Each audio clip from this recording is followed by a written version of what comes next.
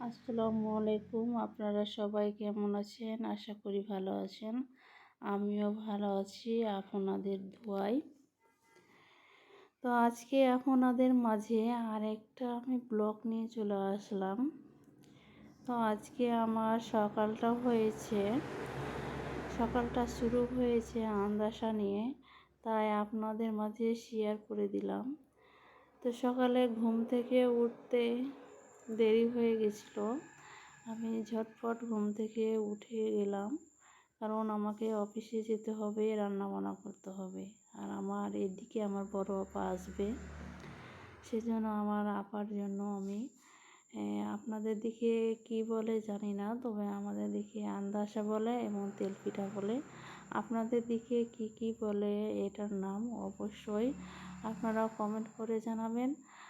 আর এই তো দেখছেন, আগে আমি আটাটাকে সুন্দর করে সানার পর রেডি করার পর আমি আন্দাজা তুলতে শুরু করেছি। কিন্তু আটাটা কিভাবে আমি সেনেছি আপনাদের আমি দেখাইনি, তবে আমি বলে দিচ্ছি। আটাটা হালকা করে পানি দিয়ে সেনে, বেশি পানি দিতে হবে না। একটু মেথার পর আপনি চিনি দিয়ে আবার মথতে শুরু করবেন। চিনি দিয়ে অনেকক্ষণ চিনিটা মিশিং যতক্ষণ না হয়েছে ততক্ষণ আমি মেখে যাবেন। তারপরে দেখবেন আটাটা লাসা হয়ে যাবে। তারপরে হালকা একটু পানি দিবেন। কিন্তু আমি আজকে আটাটা সানার পরে ঠিকই ছিল, মিষ্টির পরিমাণটা একটু কম ছিল, তাই আবার আমি চিনি দিয়েছিলাম। সেই জন্য আমার আটাটা পাতলা হয়ে গেছিলো, আমার আন্দাজটা ভালো হচ্ছিল না। যতবারই আমি দিচ্ছিলাম ততবারই মনে হচ্ছে কি উপর দিকে কুকড়া হয়ে উঠে যাচ্ছিলো। আবার আমি আটা ওর সাথে মিক্স করে দেওয়ার পর দেখেন এখন কত সুন্দর সুন্দর ফুলকো ফুলকো তেল পিঠা হচ্ছে, আপনারা দেখতেই পাচ্ছেন স্ক্রিনে। তো এগুলো পিঠা কে কে খেতে ভালোবাসেন অবশ্যই লাইক কমেন্ট করে জানাবেন। আর যারা যারা আমার ভিডিও দেখেন তারা অবশ্যই গঠনমূলক কমেন্ট করবেন। আর এদিকে দেখেন আমার অনেকগুলো পিঠে তৈরি করা হয়ে গেছে, কিন্তু আমি এখনও শেষ করতে পারছি না, আমার অফিসেরও সময় হয়ে যাচ্ছে।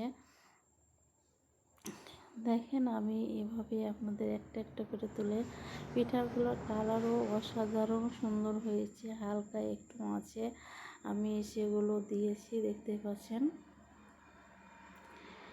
আমি দেরি হয়ে যাচ্ছে, তারপরও তাড়াহুড়া করছি, কিন্তু এইসব কাজ তো তাড়াহুড়ার না। তাই আপনাদের দেখাচ্ছি, কিন্তু ভিডিওটা আমার অনেক লং হয়ে গেছে। আমার ভিডিওটা দেখতে পাচ্ছেন অনেক লং। একদিকে তাকাতে তাকাতে ভিডিওটা অনেক লং হয়ে গেছে, প্রায় 4-5 মিনিটের ভিডিও হয়েছে শেষ পর্যায়ে। তো দেখেন আমার আন্দাজটা অনেক সুন্দর হচ্ছে। একটু করে নেড়ে নেড়ে দিচ্ছি আমি। নেড়ে দেওয়ার কারণে তেলগুলো উপরে দেওয়ার কারণে অনেকটাই ফুলে উঠছে সল্প, কিন্তু আন্দাজটা অনেক সুন্দর হয়েছে।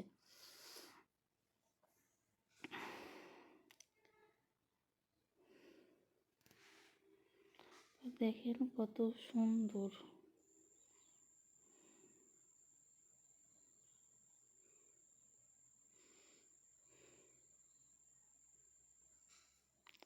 অনেক সুন্দর দেখতে থাকেন।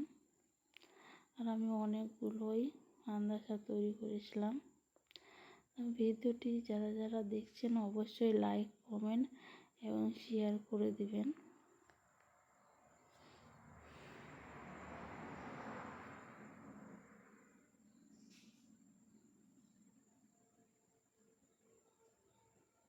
চার মিনিট 47 সেকেন্ডের ভিডিওটা সত্যি অনেক লং হয়ে গেছে, আমি বুঝতে পারিনি।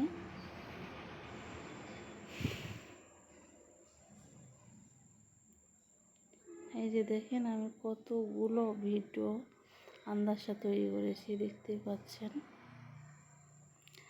তো ভিডিওটি যাদের যাদের ভালো লাগবে অবশ্যই লাইক কমেন্ট শেয়ার করে দিবেন। ভিডিওটি আজকে এ পর্যন্ত।